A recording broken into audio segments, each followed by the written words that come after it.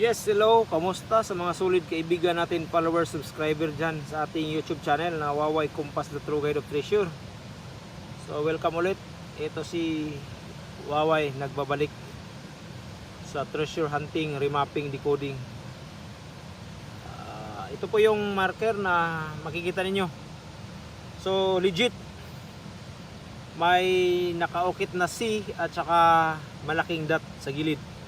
So di gaano kalaki yung bato, pero kung isang tao ang magbuhat nito, di kaya. Kita niyo yan. At welcome sa summertime. So babad na babad yung init ngayon, kaya nakapayong tayo. So paano basahin ang ganitong klaseng marka compare doon sa tunay na lugar, area o site? So mabilis lang siya mga boss. Una, nakita natin yung buo ang bato, di ba? So nakaposisyon siya, ang ukit is nasa ruling. Ruling yung bato, hindi siya naka-flat talaga ng sakto, kundi naka-slanting siya. So ayan, may dala tayong compass. Paano siya basahin at ihambing true actual site ha? Isa o dalawa din ang nag-accurate nito, north to south and east to west. So una, dito natin kukunan sa linya. Susubukan natin kung nag-accurate ba. Ito may dot din dito. Ayan o. So di gaano siya kasaktong lalim. At may scratch din dito. Para siyang ayan. May scratch. At saka ito malalim na parte. Para naka-triangle siya yung lalim niya. Ayan. Naka-triangle ang lalim. Ngayon mga boss, kunan natin ang degree sa compass. Kung legit ba siya. Para malaman lang sa mga matagal na talagang nag-analyze at saka nakasunod dun sa mga maling turo. Hindi naman ako naging perfecto, kundi mababasin nyo dun sa mga pinapakita natin. Lalong lalo na may gamit tayong drone. So ito, na linya. Tingnan natin. Kita yung gilid ng linya na to. Didikita natin sa gilid din ng compass. Tingnan nyo. Perfect na perfect. East-west. East 90 degree. Perfect na perfect mga boss. Yung gilid ng linya. Ayan. East-west. So hanapin natin yung south to north kung mayroon bang nag-align dito. Dito na parte hindi tugma, natural, hindi trangsi kasi ito lang yung malalim na klaro east-west 90 degree. Ngayon itong dot dito na naghugis triangle. To dito titignan natin kung accurate ba siya sa south to north. Susubukan natin. Ayan, ayan siya mga boss. Itong dot dito. Sana klaro at kitang-kita. Ito, lagyan natin ng ano. Ayan. Isang linya na accurate sa east-west 90 degree. At itong dot na hugis triangle na mababaw lang compare sa malalim. So, tignan niyo yung compass kung paano siya nag-accurate. Ayan. Sirado. South to north. Pointer siya, 360 degree. Ayan, so legit. So ibig sabihin, ito yung nag-align sa kanya. Itong linya at saka dito. Ayan.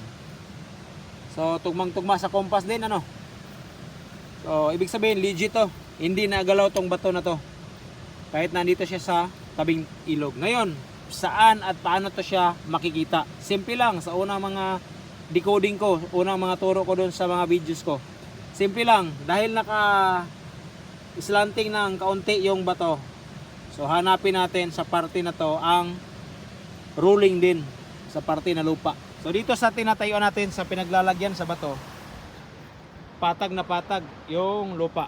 Ngayon, dahil dito nakaposisyon to, kung kaharap natin ang bato, nagpo-point siya sa west. Ngayon, ang ruling lang na parte ay dito. Itong parte na to. So gamit lang din yung drone natin, papakita ko sa inyo, papasilip ko kung paano at saan sentro mahanap ito at itong nagpurmang C. Ibig sabihin ng C na to, compare doon sa tunay na lugar, is pwede siyang kanal, patay na kanal. So ibig sabihin yung mountain na yan may pinaglalagyan dyan, may ibinaon na kayamanan at landmark ang mountain na yan. So madali lang siyang maiguhit. So ganito siya mga boss, papakisilip ko sa inyo, papakita sa inyo. Kanal na Purmang Sea, deposito, ayan siya. At least na ipaliwanag ko sa inyo, ito accurate siya dito. So ayan siya. Paano siya i-compare through area? So doon tayo sa lugar na di mainit. Ngayon, andito na tayo mga boss. Puntahan natin yung stone map kanina, dito lang na parte oh. Ito lang ah.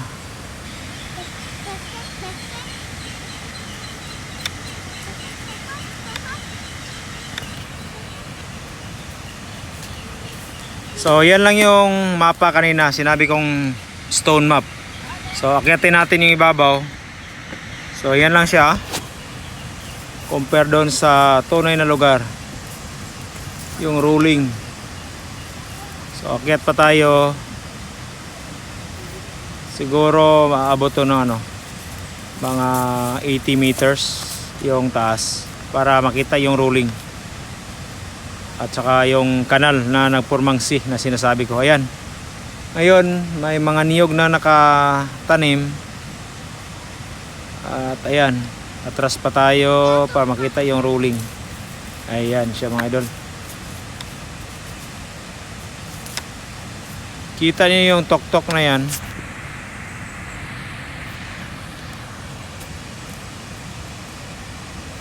Ayan, kita niyo yung tok-tok na yan. Parehong-parehas yung sinabi ko ah. Nakaharap siya sa east-west yung prospect na deposito. So ganito lang, rolling. Ayan, ito yung bundok na rolling.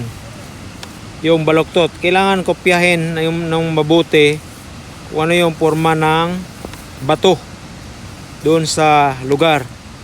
Ayan.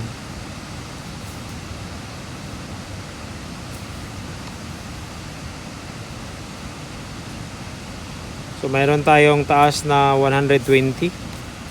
So umabot na tayo sa limit na 120. Pero mabundok yung lugar kaya okay lang. Ngayon ito na. Ito na siya. Ayan.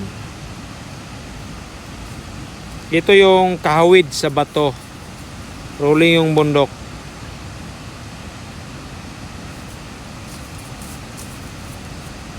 Ayan. Ito siya mga idol.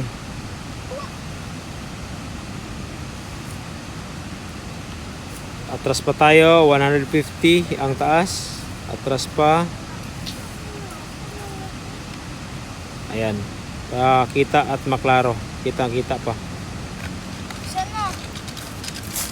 Ayan siya. Ito na yung rolling at saka yung prospect na deposito at saka yung nagpurmang kanal. Ito lang na parte. Klarong-klaro kita niyo yung bundok na klaro yung sabi ko yung kanal.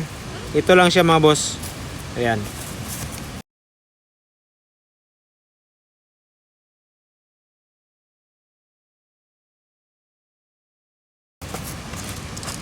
Ayan, at ito lang yung guhit dito.